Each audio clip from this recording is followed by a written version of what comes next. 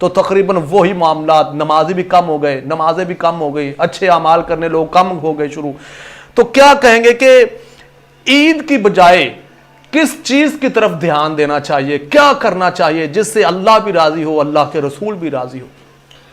صاحب بھائی معاملہ یہ ہے کہ عید الفطر والے دن جو ہے نا انسان ہر بندہ خوش ہوتا ہے جی. تو ہمارے لیے ایک المیہ سمجھ لیں یا لمحہ فکریہ سمجھ لیں کہ انسان خوشی میں کم یاد کرتا ہے اللہ کو، ٹھیک ہے، اور غم میں، یعنی کہ ہم نے قرآن پاک کی تلاوت بھی جو ہے نا وہ غم میں ہی رکھی ہوئی ہے کہ وہاں پہ ہم نے قرآن خوانی کرنی ہے، اور وہ جب کوئی غم ملے پھر ہی ذکر کرنا ہے، حالانکہ جب کوئی خوشی ملے تب زیادہ اللہ تبارک و تعالیٰ کا ذکر کرنا چاہیے. اور دوسرا آپ نے یہ دیکھ رہا ہے کہ عید الفطر سے پہلے رمضان المبارک گزر کے گیا ہے جی. اور رمضان المبارک میں اللہ تبارک و تعالیٰ نے ہمیں ایک مقصد عطا فرمایا تھا، اس مقصد کو پورا کرنے کی خوشی عید ہے. واہ واہ. حضرت حسن بصری رضی اللہ تعالیٰ عنہ یہ تابعین میں سے ہیں، یہ سمجھ لیں کہ ان کی سن ولادت ہے 21 ہجری. تو یہ حضرت ام سلمہ رضی اللہ تعالیٰ عنہ آقا علیہ الصلوۃ والسلام کے ازواج مطہرات میں سے، یہ امہات المومنین میں سے ہیں حضرت ام سلمہ رضی اللہ تعالیٰ.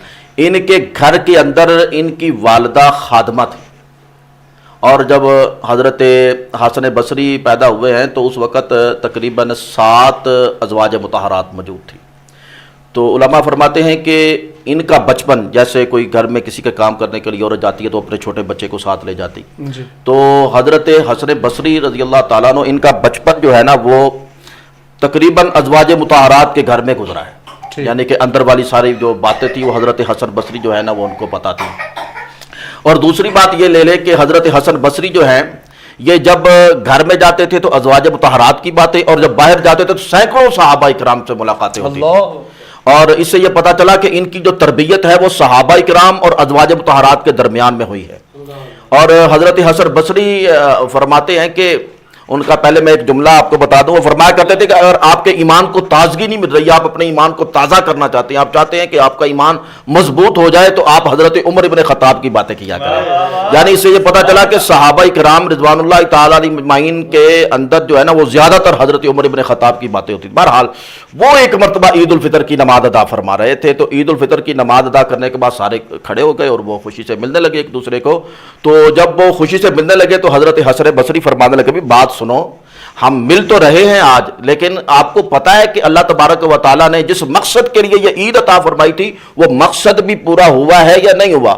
تو وہ سارے بیٹھ کے وہ کہنے لگے، حضور وہ کیا مقصد تھا؟ آپ نے فرمایا کہ رمضان المبارک کا مہینہ گزر کے گیا ہے، اور رمضان المبارک کے روزے، تراویح، نماز، سحری، افطاری، ان سب کا ایک مقصد تھا کہ آپ کے دل میں تقوی پیدا ہو جائے. کیا اگر آپ ذرا اپنے اندر نگاہیں دوڑا کے دیکھیں، اپنا محاسبہ کریں، عید الفطر کی نماز جو ہے نا وہ محاسبے کا دن ہے کہ انسان حساب لگائے اپنا کہ کس طرح وہ اس نے رمضان المبارک کا مہینہ گزارا ہے. وہ جو اللہ چاہتا تھا کہ تم متقی بن جاؤ، وہ اندر آپ کے اندر وہ چیز پیدا ہوئی ہے یا نہیں ہوئی؟ صاحب بھائی سب سے پہلے تو میں آپ کو یہ بتانا چاہتا ہوں کہ تقویٰ کسے کہتے ہیں؟ تقویٰ ہے کہ انسان ہر وقت یہ سوچتا رہے کہ میرا مالک مجھے دیکھ رہا ہے. جب بھی کوئی گناہ کرنے لگے، اصل میں گناہ سے بچنے کا نام، چیزوں سے بچنے کا نام تقویٰ ہے، کچھ کرنے کا نام تقویٰ نہیں ہے. یعنی کہ جھوٹ نہ بولنے کا نام تقویٰ ہے. بہت اچھے، ٹھیک ہے نا، سچ بولنے کا نام نہیں، جھوٹ نہ بولنے کا نام تقویٰ. یہ نہیں آدمی سچ بھی بولتا رہے جھوٹ بھی بولتا رہے، یہ تقویٰ نہیں ہوگا. یعنی جھوٹ کا نہ بولنا یہ تقویٰ ہے، اور بے حیائی نہ کرنا اس کا نام تقویٰ ہے. اور یہ ذہن میں رکھنا کہ میرا مالک مجھے دیکھ رہا ہے. کتنی پریکٹس ہوئی ہے، ہر روز روزہ رکھ کے انسان اندر بیٹھ کے بھی ٹھنڈا پانی نہیں پی سکتا. کیوں؟ اس کے ذہن کے اندر یہ بات موجود ہے کہ میرا مالک مجھے دیکھ رہا ہے. صاحب بھائی آپ دیکھیں کہ آج کل کافی جگہ پہ جو ہے نا وہ کیمرہ لگا ہوتا ہے، تو وہاں پہ جا کے انسان کوئی غلط کام نہیں کرتا. کیوں؟ اسے پتا ہے کیمرہ مجھے دیکھ رہا ہے. یعنی کم از کم اتنا تو انسان کے اندر تقویٰ پیدا ہو جائے، جس طرح کہ وہ سمجھتا ہے کہ کیمرہ مجھے دیکھ رہا ہے، اسی طرح وہ سمجھے کہ میرا مالک مجھے دیکھ رہا ہے. یعنی کہ اتنا تو تقویٰ اگر آپ کے دل کے اندر آ گیا ہے تو سمجھیے کہ آپ عید الفطر کی جو نماز ادا کر رہے ہیں، آپ کو پوری اجرت ملی ہوئی ہے اور آپ نے مقصد پورا کیا ہوا ہے. اس سے اللہ تبارک و تعالیٰ راضی ہو چکا ہے.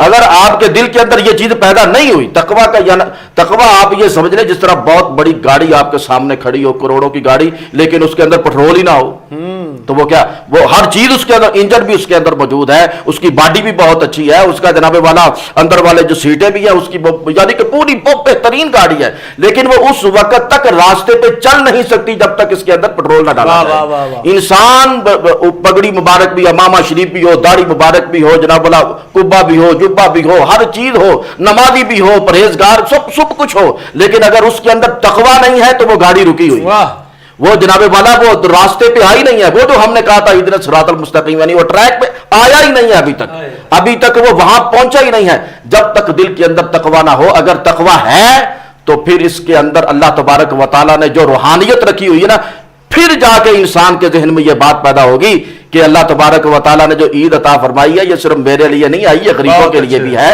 یتیموں، وہ تقویٰ ہی ہے جس کی وجہ سے انسان یہ سوچ لیتا ہے کہ مجھے میرا مالک دیکھ رہا ہے، وہ پھر برائیوں سے بچنا شروع کر دیتا ہے۔ اس کی سب سے بڑی مثال دیکھ لیں آپ کو، حضرت عمر بن خطاب رضی اللہ تعالیٰ عنہ کا وہ واقعہ، وہ جو مائی جناب والا اپنی بیٹی کو کہہ رہی تھی دودھ میں پانی ملا دے، واہ واہ واہ، بہت اچھا، دودھ میں پانی ملا دے۔ اب دیکھیں کہ یہ دنیاوی وسائل جو یہ کیمرے ہیں، یہ جو جناب والا جتنی فورسز ہیں ہماری، یہ جتنے ادارے ہیں، لوگوں کو سیدھے راستے پہ لانے کی کوشش کر رہے ہیں۔ ہم کہتے ہیں کہ لوگوں کے ذہنوں کے اندر یہ تقوی والی چیز پیدا کر دی جائے تاکہ کہ لوگ ڈر کی وجہ سے یہ کام نہ کریں بلکہ اللہ کے ڈر کی وجہ سے کام کریں۔ دیکھیں وہ سارا وہ جتنے بھی لوگ ہیں وہ کیا کہہ رہی ہے، وہ بچی، وہ ماں کہہ رہی ہے کہ بیٹا دودھ میں پانی ملا دے، وہ کہہ رہی ہے کہ نہیں میں نہیں پانی ملاؤں گی۔ اس نے کہا کیوں؟